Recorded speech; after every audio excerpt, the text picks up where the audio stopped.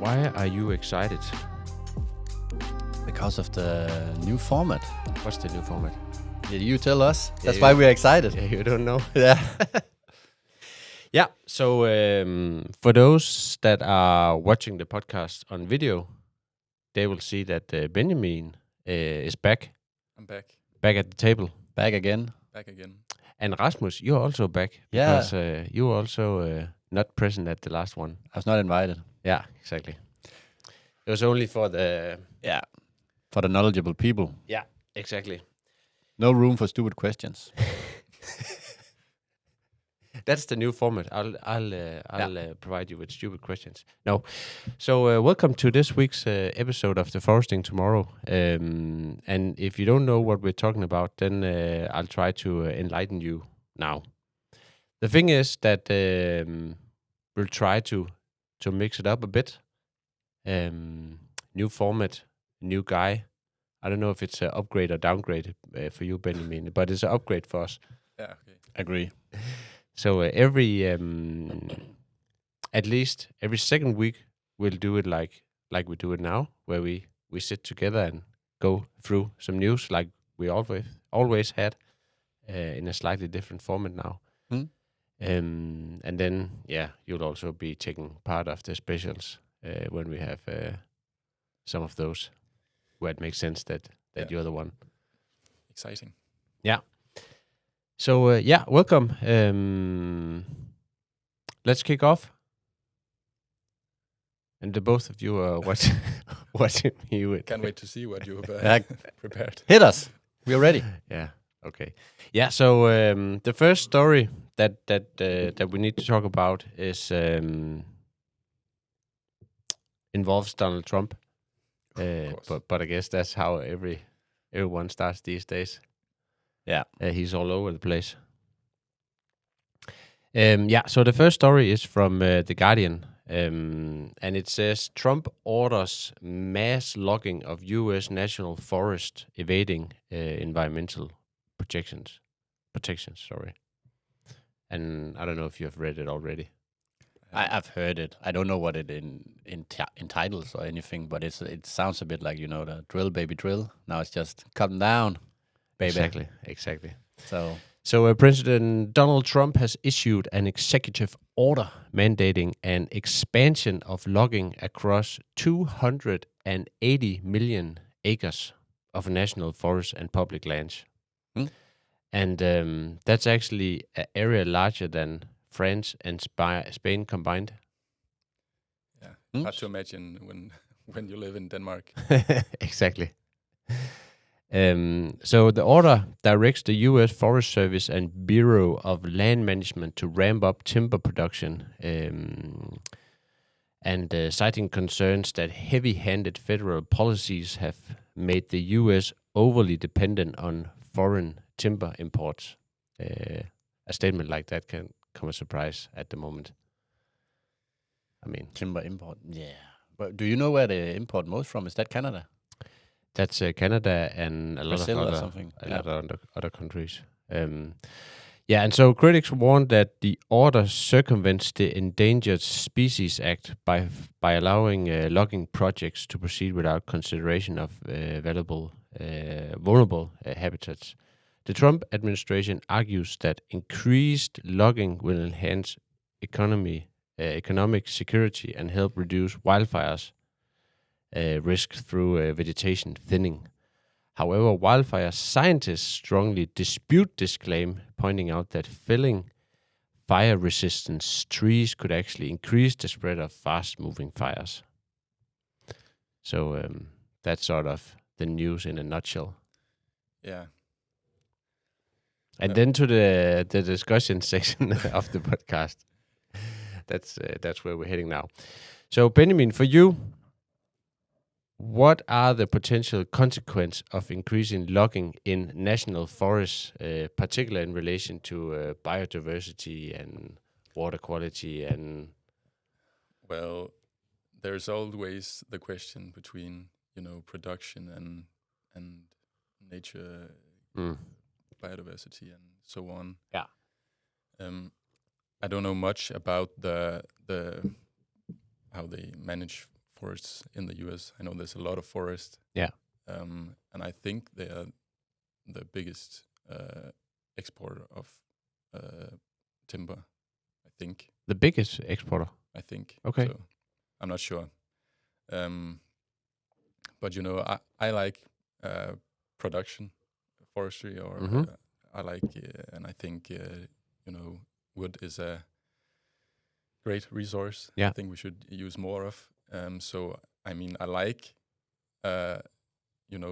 production, but I also believe that certain areas are good for production, certain areas are good for biodiversity, and so on. You need to match the areas with what they're best at. Yeah, I guess. Yeah. And I know the US have these old growth forests. Exactly. Where trees are like 1,000 years old. Exactly. I think probably the most sort of valuable trees in the world, to be exact. Yeah, and that's the thing from a production point. 1,000-year-old tree. Is that even worth something? Yes. Production-wise. Yes. Because, you maybe haven't nuts the first, I don't know, 50 or 100 years. Yeah. The growth from 100 to 1,000 years, there's almost no nuts. Okay. In that. But I would I would value the 1,000-year-old tree. What's the breast diameter of such a? I think the biggest Douglas fir in Northwest America, I think, is like 4 meters or something. 4 meters diameter, yeah. Yeah, you need to get closer to the mic. Sorry, I'm new here. Yeah, all the way up to your mouth. All the way. Perfect. Yeah. But we discussed these big trees a while ago. Yeah, but how would you even? How do you get them out of the forest if you cut them down? Good question.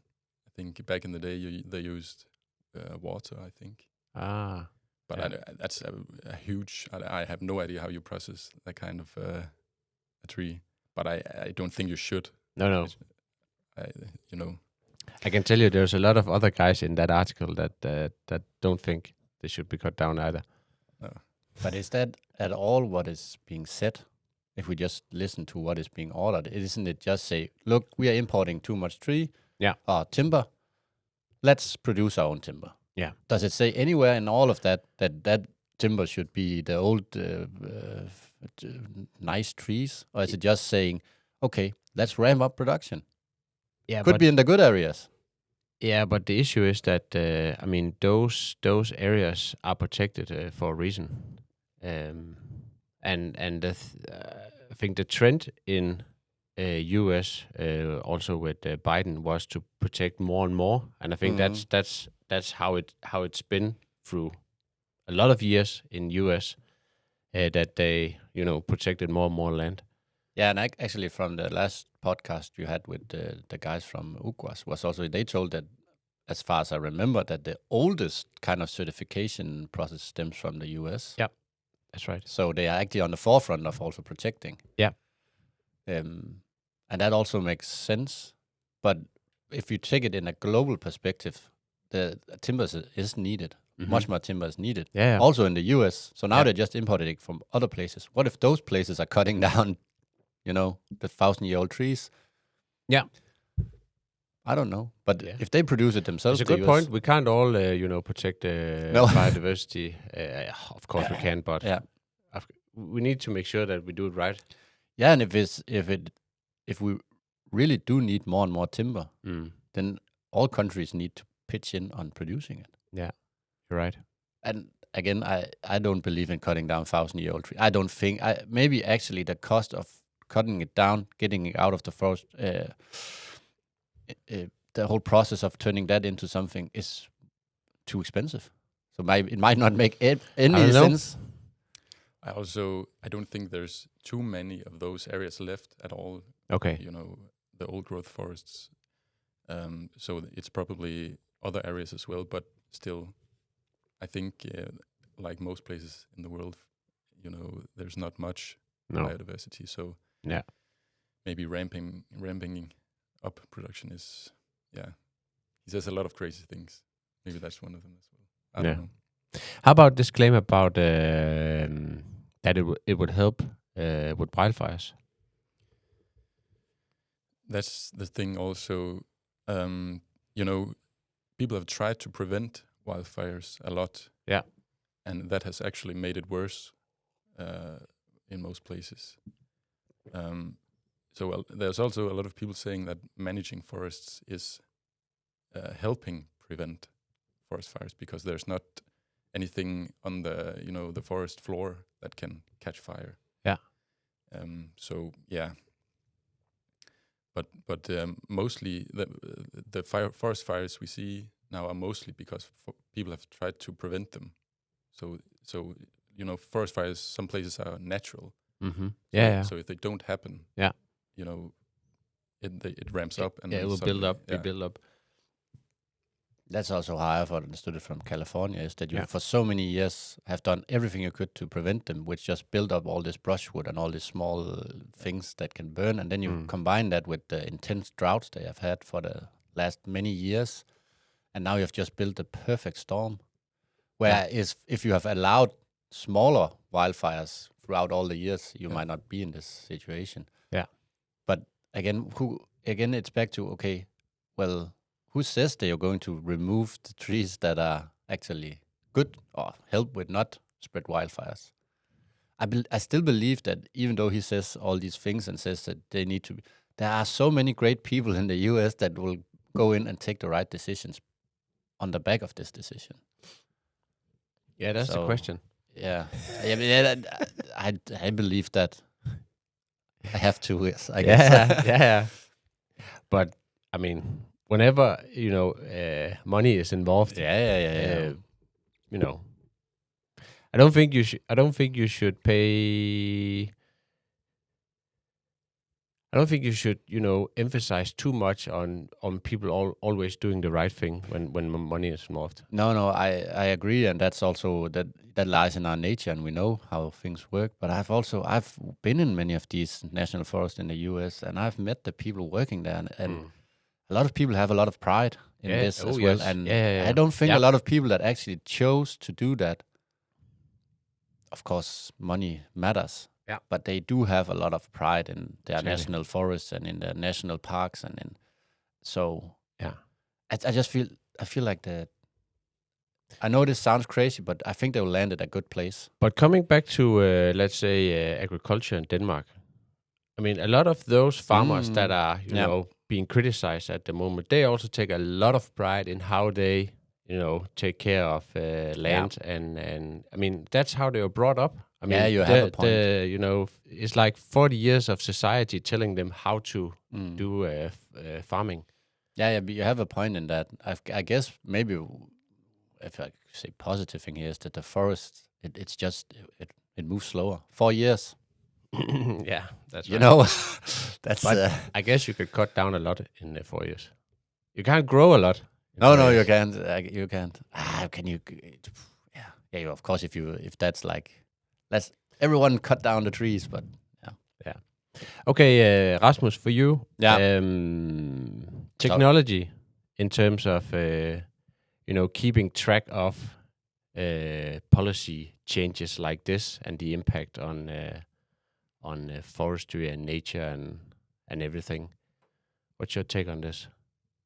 Could it be? But it changes in these policies that happen like this. Yeah, or enabling technologies to keep track of how policy changes like this impact both nature and forestry. I think it's a really hard question because again, if you just look at this in like a 4-year period and you say, let's change this now, and given the nature of modern democracies all around, which typically operate in a 4-year cycle, I don't know if it's really hard to track in nature 4 years. That's not enough. So you need to track for more, but that still doesn't mean that you shouldn't learn from what's happened. So we need to now understand that the things we record today given also we have satellites and so on, that knowledge is worth a lot, and we'll need that in the future. Mm-hmm. And standing where we stand now, we also need to learn from the past, going through the data back in the past and say, and now, as you also mentioned, this policy is taken from an economical point of view. Yeah. Was there any considerations from a historical point of view, if that at all makes sense, that new, and I think back to what if economy drives everything, Mm-hmm. economy right now drives everything. Yeah. That might not be well for the economy in the future. Nope. Yeah. So I agree, but how do you then track these changes? Yeah, it's hard. Yeah, because it's hard to measure biodiversity. Yeah, and I guess that is, and also with wildfires, there's also some. Actually, I don't know this, but it's my guess. I mean, I don't think the likelihood of wildfires and the consequence of it will probably differ from year to year, depending on environmental things. How warm is it? What are heavy winds in that right direction and that point in time and everything. But again, I would assume it would be quite easy to nonetheless, try to evaluate if it is going in the right direction or in the worst direction. And you should not, when you it's exactly the same with the climate thing. Is you can't look at it as just something that changed slowly. You look at the outliers and look at the frequency of the outliers.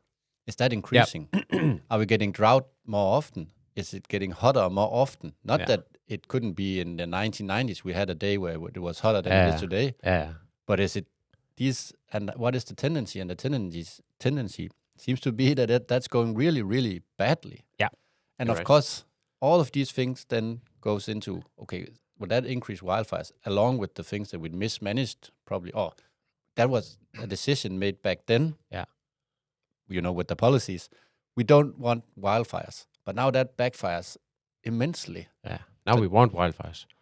Yeah, but maybe if you just have once a year, they won't go burn everything down. Yeah. But I guess that the big one now means that next year it's probably not as likely to, unless there's so much still backed up in the. Yeah, that's a good question. Yeah, I actually heard this morning in the news that I think they've sued an what's that electric producer grid something. Yes. Some grid management company. Yeah. Because of failures on the system, and that's the first sort of the thing that kickstarted it. I also think that we talk a lot about invasive species nowadays. Yeah. We want native species, and that's also a problem in some of the places where wildfires are raging. Yeah. That we've imported tree species that are not suited for that, because wildfires are some places natural. Yeah. And when you import a species that is not used to wildfires, it's a good point. Yeah, it can. It's a good point. Yeah. With all this talk about invasive and natural species, how much with the shift in the environment and rising temperatures and more drought and everything, how would that actually? Will we get to a situation where the invasive species are better, because the climate has changed so much? That's a big question. Come on, Benjamin. In Denmark we like the northwestern American species because they produce a lot compared to many native species. Yeah. But it's hard to say what the climate will look like. That's the thing in this industry. We're looking 50, 100 years ahead. Yeah. We need to look at the projections. What will it look like in 50 years? And you sort of need to plant species that fit that sort of temperature. Yeah. You know, Norway spruce is is the most planted species in Denmark, and a lot of people are saying that it's getting too warm for that species to thrive here. Yeah. And also with the climate changing, you know, more wind throw, you know, harder winds, and it's not a very stable species. Yeah. So a lot of people are shifting away from that, and you know, planting. I like Douglas fir, even though it's a bit unstable in the early stages. Yeah. It's very stable later on, but that's also an invasive, or not. Yeah, it depends how you define invasive, but it's not native. Yeah. So you know, the state forest in Denmark are getting rid of all these non-native species. Yeah, they sure are. But you know, when we want to produce more timber and replace you know, steel and concrete and stuff like that, we need species that can produce that timber. Yeah. So yeah, it's a tough question, but yeah. Okay, let's wrap this one up, and when we are wrapping up news stories, we have like a hot take here in the closing stages of the news. So Rasmus, the hot take on the news. Yeah. Chill. Okay. Yeah, maybe I sometimes get tired when I look at the news, so maybe put down the phone or not look at the news at all. Yeah, I was actually at so this is not a hot take, but it made me think. I was actually at a there's a famous sort of brain guy in Denmark that go around and talk about you know, the digital world that we live in and the phones and you know, the influence on us. He actually said that at the moment people sort of pick up the phone and look at you know, news pages like we normally do on Facebook pages, because there's so much going on at the moment and they trigger dopamine and everything. And I, to be honest, I've never looked at news apps the way that I do now. It's constantly just to check out what's going on, and you know. Yeah, I don't at all. That's not true. And not news apps. I look at still. So, you know, you're an ex. Yeah. Picking and up you can say, but what is the difference? Yeah, you're right. But I'm actually checking out you know, news apps instead.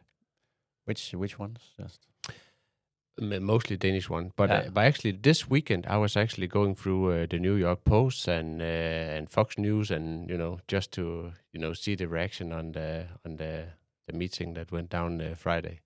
Yeah, again, being a lot in the US, I the first time Donald Trump was president, I saw Fox News because it was in the, you know, the gym, and from there on I say I can't look at any American news medias. Like, they are so biased in one or the other direction. So I just keep completely clear of them. Yeah, but that's why I want to, you know, go through a few. Yeah, and that also makes sense. Then just don't just pick one, please. For everyone out there, don't do that. Okay, moving on. Yeah, actually, we are staying in the US, and it also involves Trump. And then we're done with him. But yeah, you can say at least one thing for him. He gets in the news. Yeah. And the funny thing, you know, all the European leaders also gets in the news. You know, now everyone knows, you know, who are the prime minister in every country, because they're also referenced all the time. Yeah, you're right. It's quite funny. So moving on. So US states urge Trump administration to reject EUDR. So a coalition of, it actually also started in the Biden days, but again, it's a news now. A coalition of 18 U.S. agricultural commissioners from southern and Midwest states is urging President Trump administration to reject compliance with the EU Deforestation Regulation. The letter addressed to key members of Trump's cabinet argues that the regulation infringes on private property rights, imposes unnecessary cost on U.S. exporters, and fails to acknowledge Americans' role as a responsible supplier of forest products. The commissioners warned that if left unchanged, the EUDR could have an 8 billion annual impact on U.S. agricultural exports to the EU. They argued that the law's one-size-fits-all approach unfairly treats American forestry operations the same as high deforestation risk nations, despite the U.S. industry's sustainable practices. So, let's start with you this time, Rasmus. Okay, so there's a lot of information in that. So first of all, the U.S. is not one country. It is. It really is, but it isn't really, inside of it. Yeah. So just you saying that it's the South and Southwest. Yeah, Midwest. Midwest, yeah. Not Southern and Midwest. Yeah, because not the Southwest, which is California, which is not like... Yeah, that's a completely another story. Yeah, and that tells me something. And that is, if you look at the U.S., when you look at how people believe in freedom, you'll typically go to Texas, where it's mostly extreme on what, also what guns means and so on. Yeah. So that tells me that though these people are not there reacting on losing freedom, if you could say it like that. Yeah, yeah. So it doesn't, doesn't surprise you. No, not really. But all the technicalities and facts in it, I simply don't know enough to be able to say what is right and wrong in it. So their reaction is, okay, I could think that the thing is now he'll probably do it. He'll probably, say, we won't live up to that. We don't care. Yeah.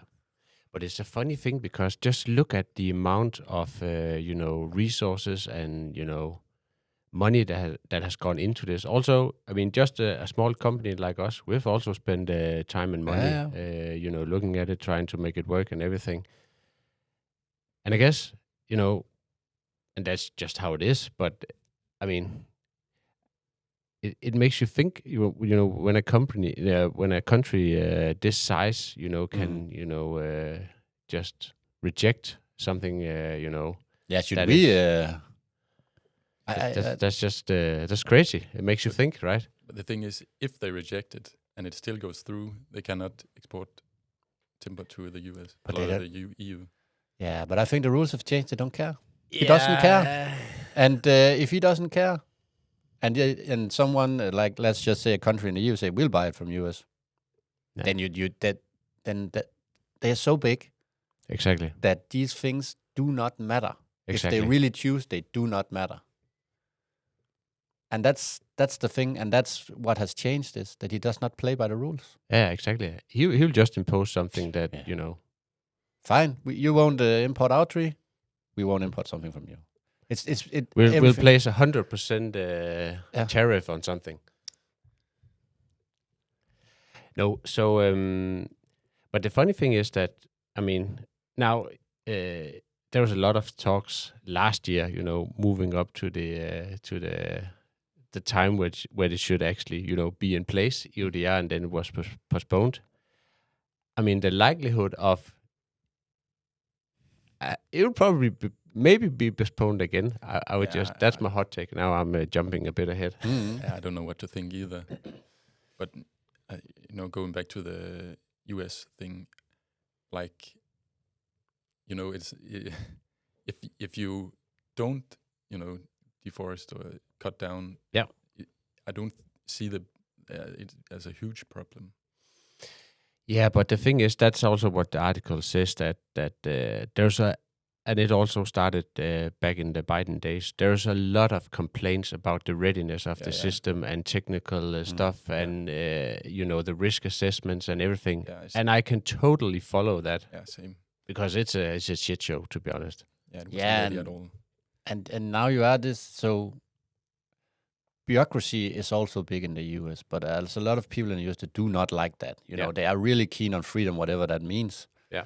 So imposing another framework, another thing that they need to, and I think you're completely right, they are not ready for it, and maybe they don't even want to get ready for it. And why have that investment in something if you could, don't have to? And they now, So now what has happened? Why is the news now and not when it was under the Biden? It's because now they actually... And it was also under Biden. Yeah, but now it's big, probably. Yeah, maybe not. I think it's the same. Yeah, okay. But why would they blow it up now would be my take is now they actually have probably a way of getting it through. And also maybe they have something already, the US. I don't know how they must have, maybe not now when Trump is in office, but they must have something similar. Yeah. Because, deforestation is a huge problem. Yeah. So yeah, they definitely have, and they have a lot of national parks and all this, so they have something in place. But yeah. But what, I mean... but it's a good question for all the others, for all of us. Should we invest in being ready for the EUDR? Yeah, that's a good question. And also, I think it's so... Maybe let Benjamin answer that question. I was just thinking of... I looked a bit into EUDR to, look at how our platform could best support it. And I came across a lot of, companies that started because they wanted to develop like a solution. That's the product. Yeah, and imagine when it was postponed for all those companies. Yeah. So yeah. Exactly. I forget your question. What was your question? It was actually Rasmus's.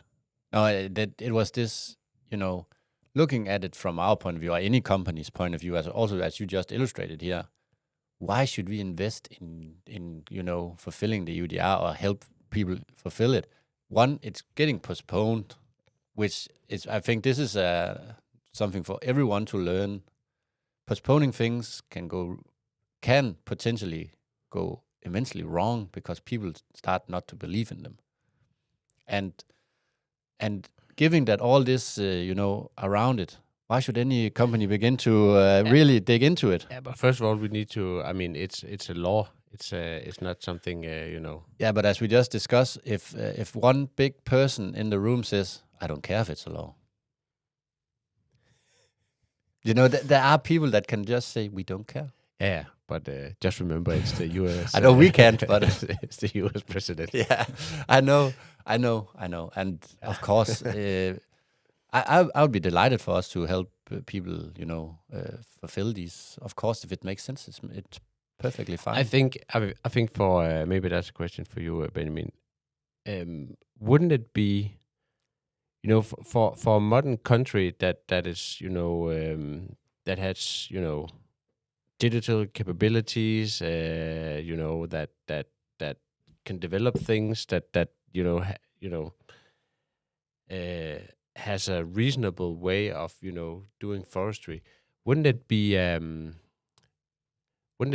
like an advantageous when things like this regulation comes in, because I would assume for those that play by the book and have everything in order and control, they'll just be it'd be easy for them to just adopt it.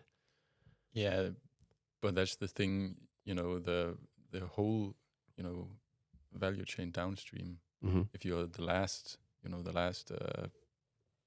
producer of something, like every step has to, it's easy for, or not. I don't know if it's easy, but like a forest owner is the first step. Yeah. So it's quite important. The first step at least has to,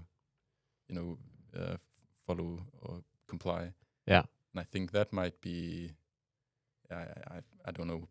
But I wouldn't say that would be the hardest thing.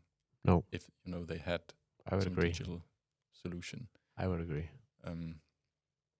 But yeah, I can see like big organizations that produce something, with the commodities in the EUDR that they would can struggle. Like there's a lot of work to get, to produce all the risk assessment and risk mitigation and so on. Yeah. Especially when the legislation is not ready. Yeah. So you don't even know if you import something from a country. You don't even know what risk the country is. So you don't know anything basically. Yeah. So yeah. It's funny. Why didn't they start there? Good question. I mean, I wouldn't want to be a part of that. Should we maybe propose you as a as a member in the working group? I don't think so. But we have to do something about deforestation. It's very important, but it's like I can't even wrap my head around how to set up something like that. Yeah. Hopefully in a year they're ready. Yeah, let's see. So a hot take on this one. Benjamin, will you go first?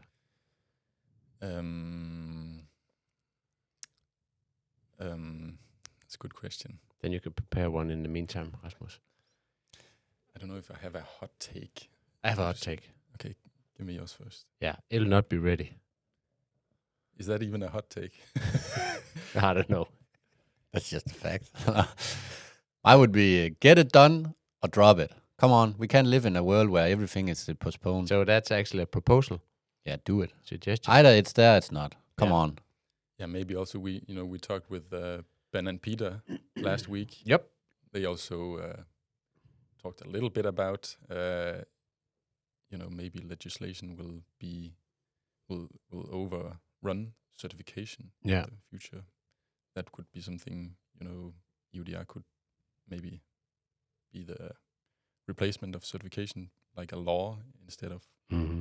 But I think that was a hot take from Peter as well. So maybe a hot take from me as well. Yeah. Yeah, you have it. An interesting question. Huh? No, that's also from a general point of view. Laws can be a dangerous thing. That's why it's you don't really want to change them a lot because it's hard to know what the impact is. So it's like tariffs.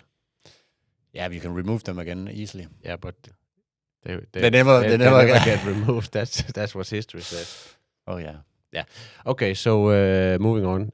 Story number 3, and this is a good one for you, Rasmus, because compared to the others, they weren't good for me. No, this is something that is dear to your heart. It's connectivity. Oh, right? Is that dear to my heart? Yeah. So nationwide mobile coverage, a game changer for New Zealand's forestry sector. Okay. Yeah. Agree. Yep. So New Zealand's forestry sector is experiencing a major transformation with the rollout of nationwide mobile coverage via One NZ New Zealand collaboration with SpaceX Starlink. Yeah, it has to be some. Yeah. Okay. For the first time, forester and field crews can send and receive text messages in remote areas from far from traditional cell towers. This breakthrough reduces resilience on radio communication, improves safety, and enhance operational efficiency. And the good thing is that it's not, they have satellite phones, and at least that was the article says. But this is actually something you can do on standard mobile phones. Mm-hmm. And this is really, really, really nice, right?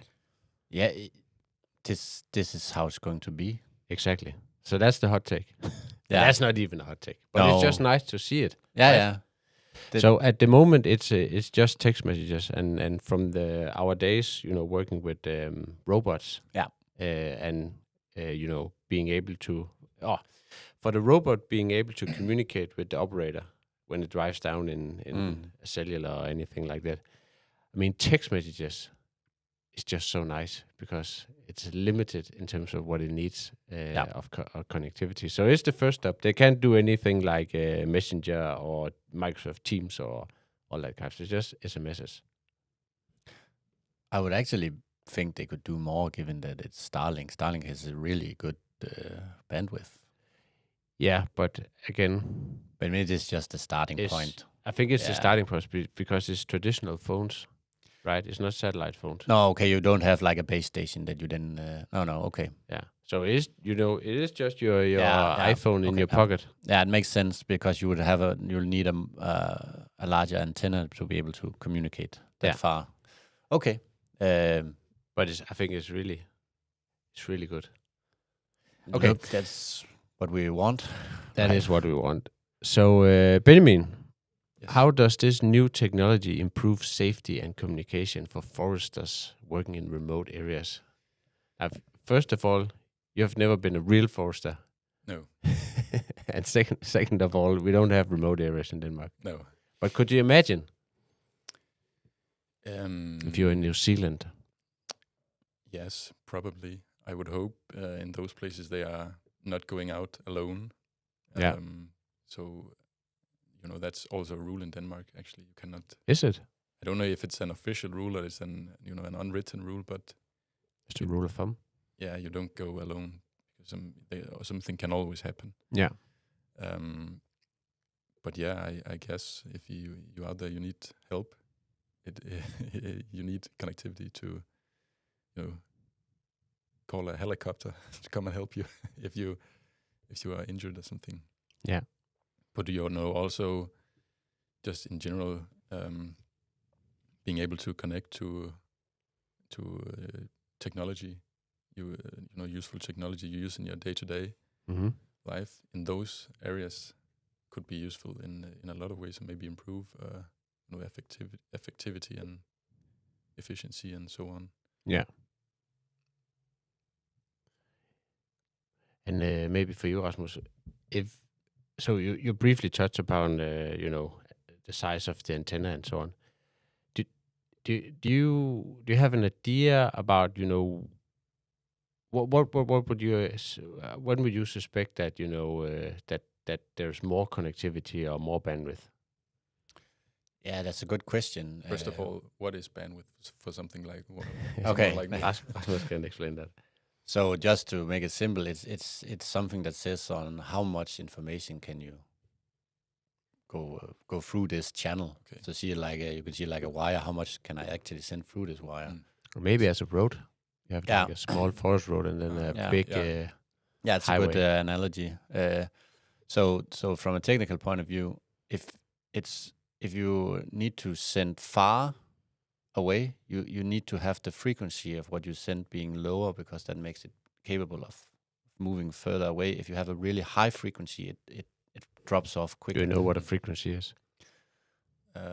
In music, I know what a frequency is. It is the same. But when you increase the frequency, you can typically send through more data. Okay. But if you need to send something far away, you need to, and then lower the frequency. But that also means you can't have as much information going that way. Okay. So, but maybe I was just sitting here thinking because in the world or realm of IoT, this has always been a case or a problem if you have something remote, and that's why we have something called LoRa, which is a network for sending small messages but over a far distance. So what maybe the question would be, what is the exact new thing? Maybe it is that now it goes through a satellite, because I don't think LoRa goes through a satellite. That'll probably go through the general GSM network. Why is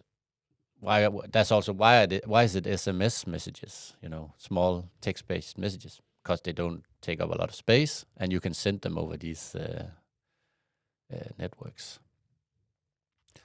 I was thinking about that you just have connectivity with maybe it's a low bandwidth, but how much can you actually pack into that? Into SMS? Yeah. 160 something characters. Is it that it? Okay, damn it.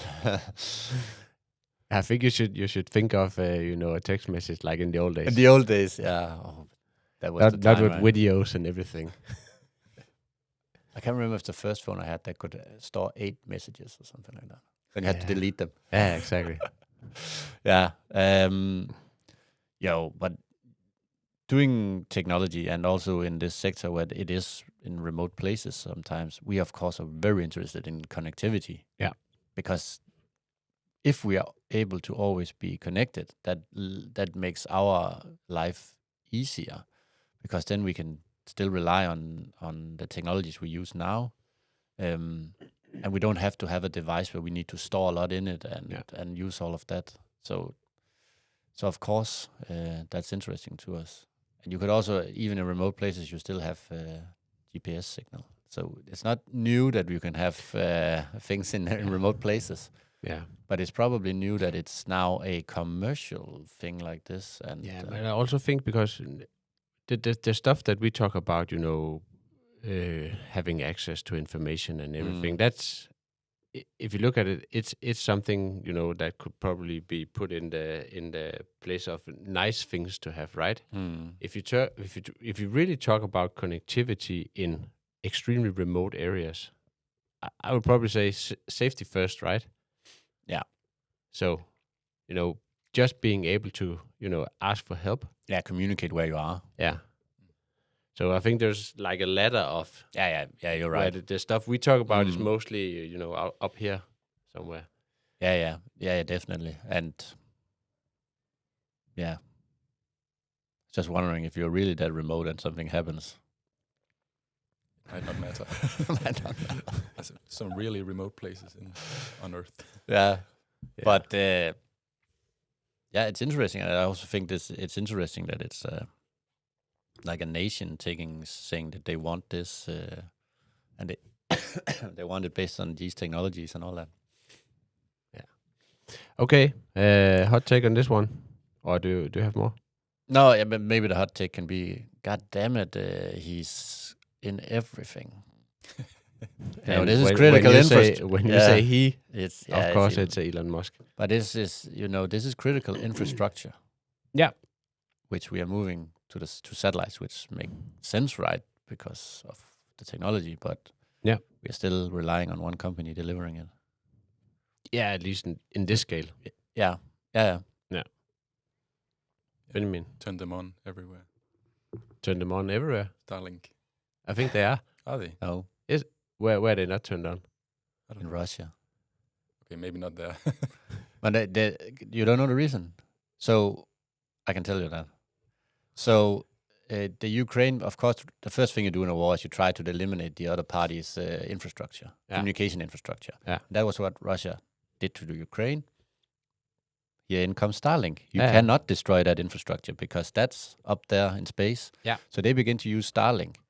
But then SpaceX found out that when Ukraine began to do missions in Russia using Starlinks to, control the drones, then they shut it off because they don't want their technology to be used for aggressive actions in war.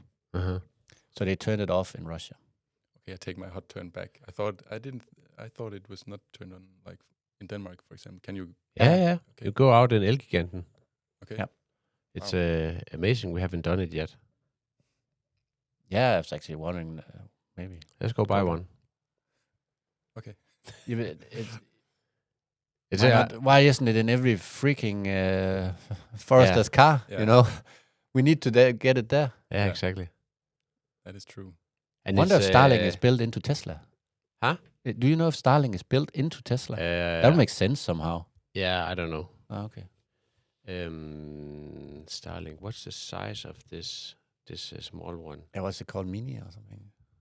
If you have X, you get that commercial. Okay. That's the only one I get, so I don't know. Yeah. Let me just look it up. Starlink size. So the standard one is 23 by 15, and this is this is what's it called? Inches. No, inches. Yeah. So okay, let me just look it up in centimeters. And it's in Denmark. I think it's 310 Danish crowns per month, which is the same as pretty much the same. Yeah. Yeah. And it's 300 by 300, I think. So the standard one is 60 centimeters by what does it say?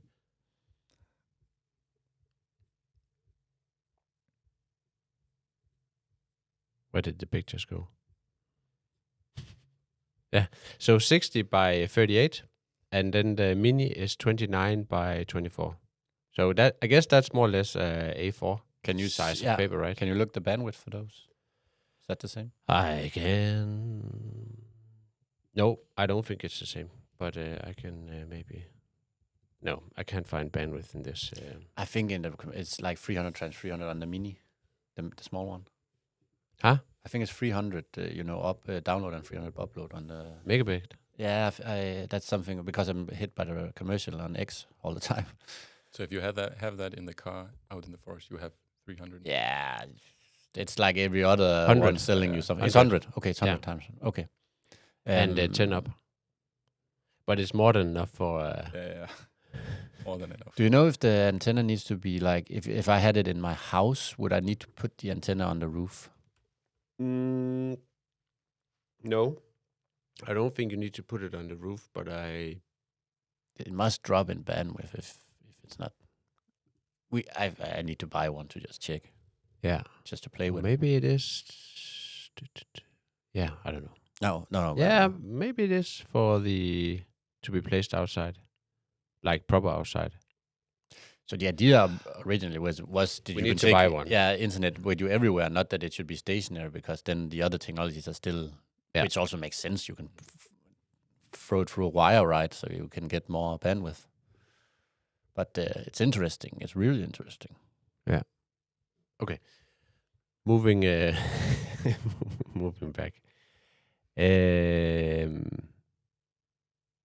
Yeah, hot take. Did we do that? Yeah. Not you didn't. Oh, I didn't. What's my hot take? Yeah. No, it's not a hot take, but it's a ask for every forester to have this on them all the time. Yeah. That would be nice. Okay, the last one for today. So a new joint venture of develop 3D Earth observation satellite systems. Yeah.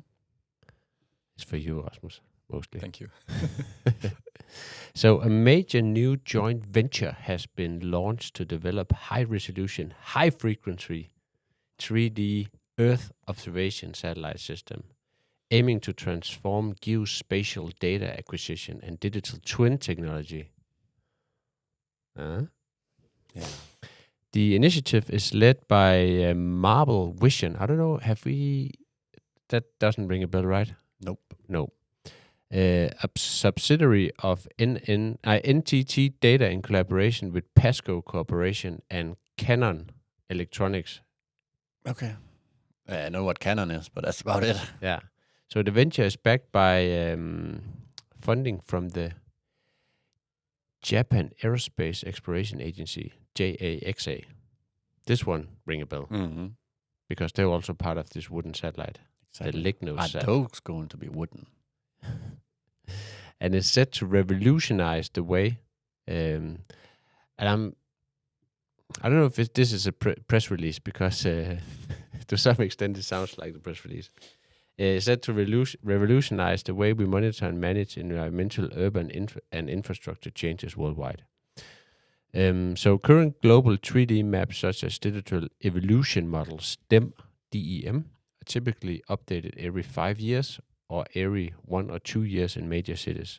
So Marble Vision's plan to update global 3D maps annually and major urban areas every 3 to 6 months. I don't know why it has to be so frequently. That was also good. The landscape can't change that much. And you also said urban. Yeah. I know that changes more often, but, do you course. really need it to be, Of course, if it's for monitoring things, like, changes, deforestation. That doesn't happen in urban areas, does it? Maybe also between seasons. War zones. Huh? Between seasons, maybe they can see it. I don't know. Yeah, there needs to be an argument for something seasonally. If you need to go a frequency less than a year. Yeah.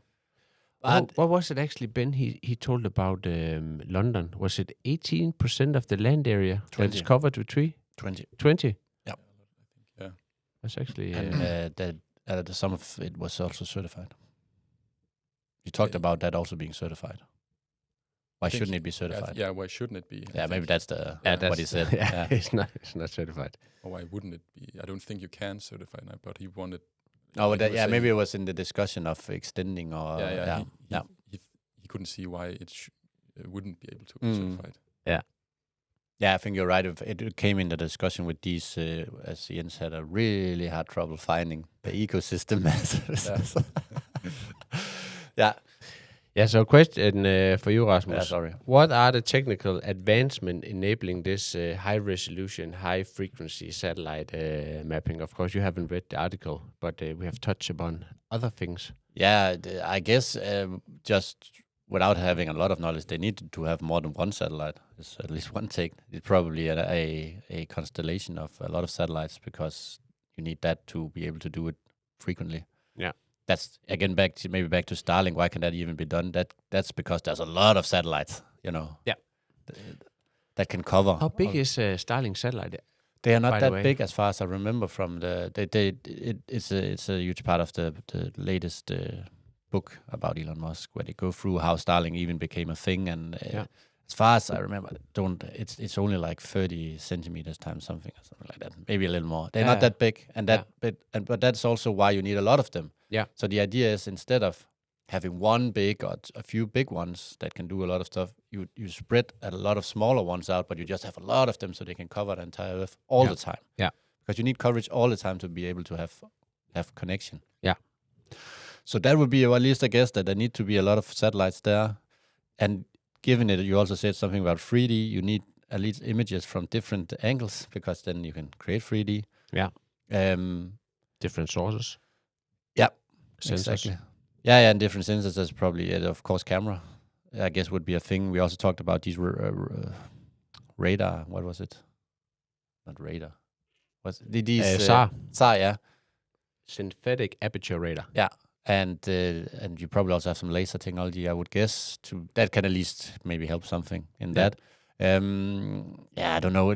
When you read it for me, I agree with you. It sounds like a press release. This revolutionise. It sounds like it's going to be really expensive, so it better revolutionize something. But then it says digital twins, and I get a little, I understand where they come from. You want to map everything, and everything has its own life in some digital world, and then you can see, okay, what was the changes, and you can track everything. Yeah, forecast stuff. Yeah, probably. Does it say anything about it? You said a lot of urban and buildings and. So that's, to make these 3D cities, you can also, we see it from the Google Maps, you can turn it into... There's actually just one new use case that popped in my mind. So if you have this, I guess you could, forecast or maybe try to model, for instance, disasters like earthquakes and stuff like that. Maybe. Yeah, but do you need that every half year? Or, I don't know. I don't... As Benjamin said, maybe something to capture some seasonal stuff. Maybe that makes sense. Deforestation, yeah, but you still have a lot of satellites already looking at that. I don't know if that needs more on that. 3D image of the buildings and so on. It could of course be nice. Yeah. Could you see a use case as a forester for updates that are beyond every year? In terms of, terrain models and not at the top of my head. No, it's especially not in Denmark. Frequent. But if you look at, yeah, that's the thing. Some places they manage large areas. They cannot go out and look at them all the time like we can in Denmark. So maybe, like if it's going to be all remote, you need as much data as you can get. Pretty much. Yeah. But it's very frequent, I would say. But maybe it's a good thing. I think I can maybe actually think of some cases. Let's say you have a disease attack in a forest and again remote things. Yeah. The faster you get data, the faster you can capture that happens. So the faster you can, and if you have seasonal, at least of broadleaf trees and stuff, then you also have some more information on that. Given that if you have, when the leaves are on the tree and when they are not, then you can at least see something there. I was also thinking, because we know this from farming in Denmark, that there are satellites recording all the fields in Denmark, I don't know if that's actually every day or it's every 14 days or something, to monitor that, because there you want really frequent data on what's going on the fields, because they need to live up to something here. Yeah. They can't put pesticides too early. They can't grow the wrong things on the fields and so on. Yeah. So there you have a lot 3D. of information. Yeah, and that would also be, is that needed, 3D for... No, it's not 3D. No, I know, but in this case, it's 3D was the main selling point of it. Yeah. And I can see that from, buildings and stuff like that. But again, then what the frequency of, more than once a year? What can I... It's actually, you said diseases, right? Yeah, that was what I would take. It's a 40 centimeter resolution. And I was just thinking about, these images from Germany with all the... what's the Norway spruce. Trees. Yeah. Even with the what's it called, the shadow map that we have. The terrain model and the surface model. Yeah, I wonder how areas like this look like, because with a 40 centimeter resolution, that's more than enough, to be able to pick that up. I would assume. Because the structure will be completely, shattered. It starts someplace. The type, I don't know how to say it in English, but type the attack. Yeah, starts like on a single tree and then it spreads. So you would be able to see, like suddenly there's a hole in the. But would you then need it to be more regular than these 3, 6? That can happen very fast. Okay, what is very fast? Depends on how the population of the typographers, I don't know what it's called, but if there's a lot of them, and it's almost within weeks. Okay. A week. Wow. Then half a year. That's what happened in Germany. The population got so high that you couldn't stop it. Okay. Wow. What about this lava from hell we have gotten here in Denmark? Have you heard that? It lives in the oak trees or something, and it's poisonous. Oh, yeah. They call it the lava from hell. I don't know why. Yeah, it's suddenly in Denmark, yeah. Yeah. I don't know really. Does it do anything to the trees, I don't. No, it's I don't think it does anything to the trees, but from us as humans, I don't know if animals is the same, but it's I think it's poisonous. Itchiness and it's not a pleasant experience. I can't remember what it's called, so people probably don't know what we're talking about. But no, sorry. Yeah, it was also a side note. I was just the scientific name, if you can pronounce it. Yeah, I'll lava hellimus. So the lava from hell, it doesn't make sense to search on that. It's the hairs from the get in the throat, and it's not good for you. And you shouldn't eat them, is what you're saying. Especially not for animals. Okay. I need to go to LinkedIn and find the Moses. Just a second. But that was actually the last one for today. It's called something like procession. Huh? Procession spinner or something. In Danish. Yes, you're right. I don't know in English. Yeah, I remember the spinner, at least part of it. Procession. But maybe back to the this frequency of these 3D scans. Maybe in urban development, there's something there that makes sense to somehow register.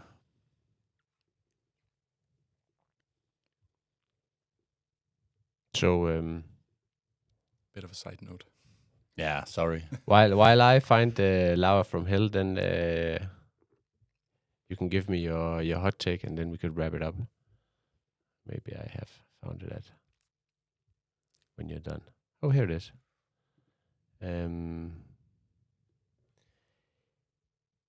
E-positionsspindere. In Danish, yeah. Yeah. Oak position spindles. No. So the hot take on this, I hope it revolutionizes, and I hope it's going to be available for all of us without a high price, this data.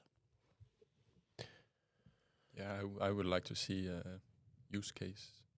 Yeah. Some sort. Yeah, from a forestry point of view. Yeah. Before I can, say anything good about it. My hot take is it will be extremely expensive. No. Without a doubt. No, actually, I'm pretty sure moving forward we'll see a lot of this. Yeah. It'll just be normal. Yeah, but that also probably a little what Starlink did is also now space is a commercial thing now.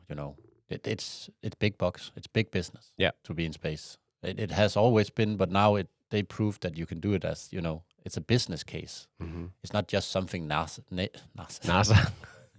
NASA do. Yeah. It is a thing now. Yeah, so, exactly. Yeah.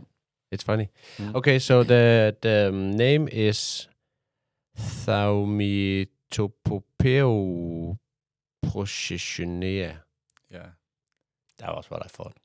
Yeah. Was it? Yeah, I knew that. Okay. Awesome. Of course. Okay, so let's wrap it up. Thank you so much for playing along in this new format. You were excellent. Yeah, you too. Thank you for setting it up. I enjoyed it. Good fun. Yeah. Yeah. Good. Okay. Yeah. Talk to you. Let's wrap it up and say adios, amigos. Adios, amigos. See you next time. See you next time. Yeah. Bye. Bye.